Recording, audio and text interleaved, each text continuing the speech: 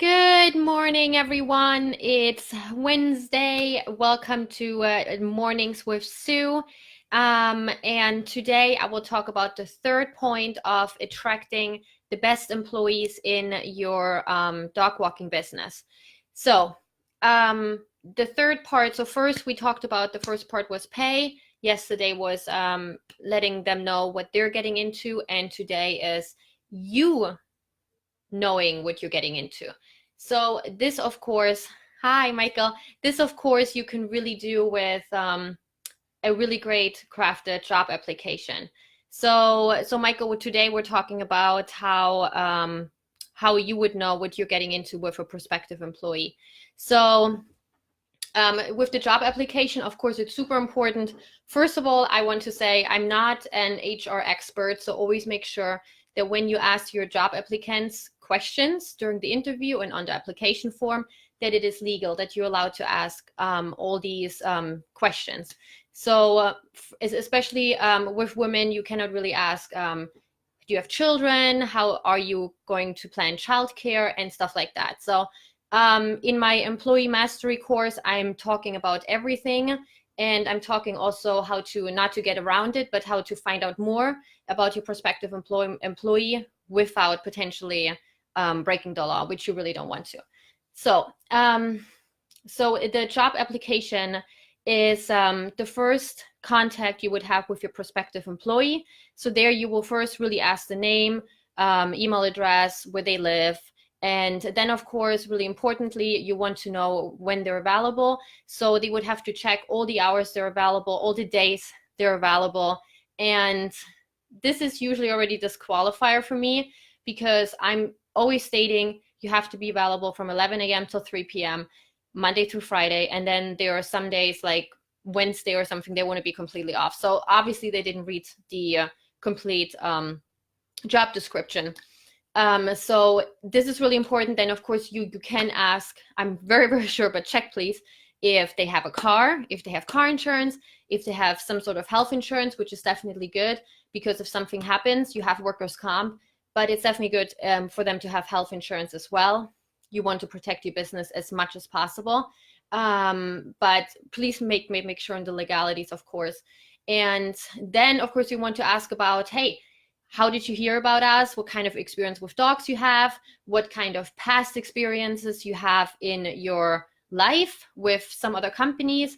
You want to see kind of how they're behaving. Are they job jumping a lot? I know nowadays it's much more common than about 10 years ago where you were in your job way more, way longer, and you didn't job jump kind of so frequently. But it's definitely a good point if they do just to ask them on the phone once you actually qualify them to speak with them on the phone, to just dive into that topic to see why they actually job jumped so much. So that's really, really important that you ask the right questions before you even jump on the phone, because I get so many job applications every week that if I would have to talk to everybody like 15-30 minutes, it would be crazy. It would be such a time waste, really. And you really want to get to the core of their prerequisites even. So availability, experience with dogs, if they have a car, if they're looking for long-term employment or just to make a quick buck. So like just 3 months, which is usually not suitable for us dog walking companies because we want employees that are getting used to the dogs, that are getting used to the cats, and the cats and dogs are getting used to them. And you don't want to break them apart all the time. So it's really that bond that is always forming, and you don't want to mess with that too much. So that's really, really my third point on really you knowing what you're getting into.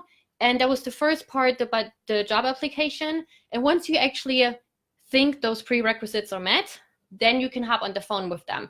So then you ask all the questions and you kind of like deep dive again, see if what they actually said is true. So you just ask the same questions again and see what their answers are, if they differ, and you go from there. So if then everything matches up, you invite them for a one-on-one interview where you actually get to meet them. And as I said, in my employee mastery course, I'm going over everything about what questions, what kind of body language you have to look out for, Yes. So, and then in the third meeting, the one-on-one person interview, you are talking about, you really diving into the experience with dogs, kind of, you want to reserve those, like you ask those prerequisites again, you just verify that it's really true. And if they have the same answers and see how they react, because some might want to just work at your company in order to start their own company. And you could kind of gauge it when you talk to them if there is something off, if they say like, oh, I want to stay here long term, but in truth, they actually want to really just see how it works and then get out of there and work, start their own company. So there are a lot of markers to look out for.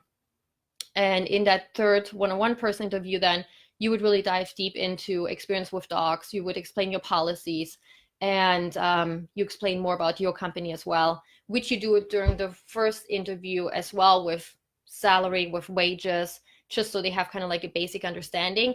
But with the policy parts, you would really get into on the third interview. So that's really an overview on how this works. And yes, so know what you're getting into. That's super, super important. And on this note, my husband actually just joined. And that's really it for the third topic. I want to give today actually something happened this morning. Our boy cat Scrappy passed. And I just want to I want to give him a really, really good space here on the internet to keep in our memory.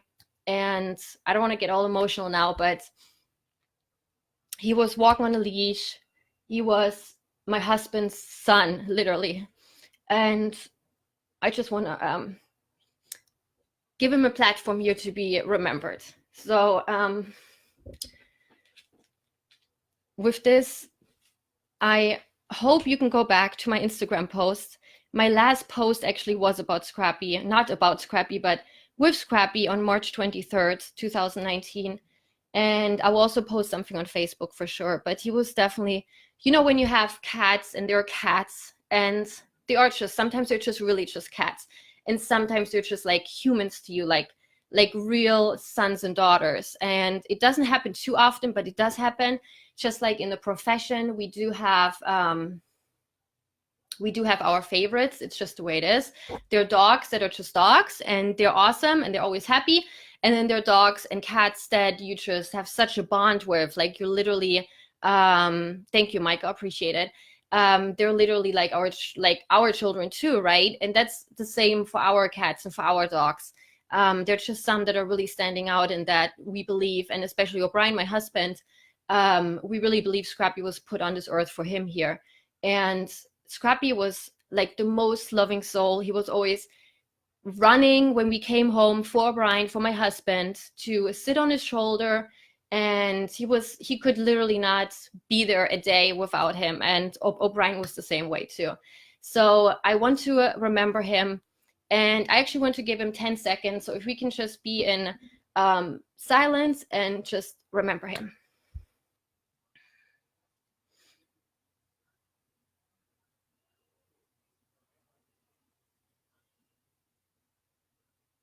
All right.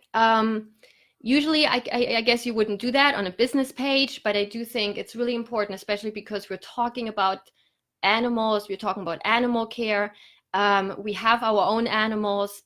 I believe it's important to put those things that are most important in our lives also on this platform.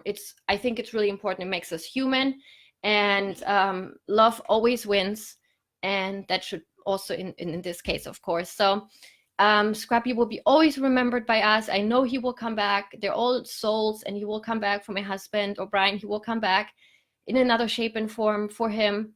And we love him very dearly and we'll miss him for sure. All right. Yes. All right, you guys. On that note, I will be back tomorrow with my 4th point and on Friday with my 5th point on how to attract the best employees for your dog walking business. And I wish you a wonderful day and keep Scrappy in your hearts. And with that, I'm going to wish you a great day. Take care. Bye.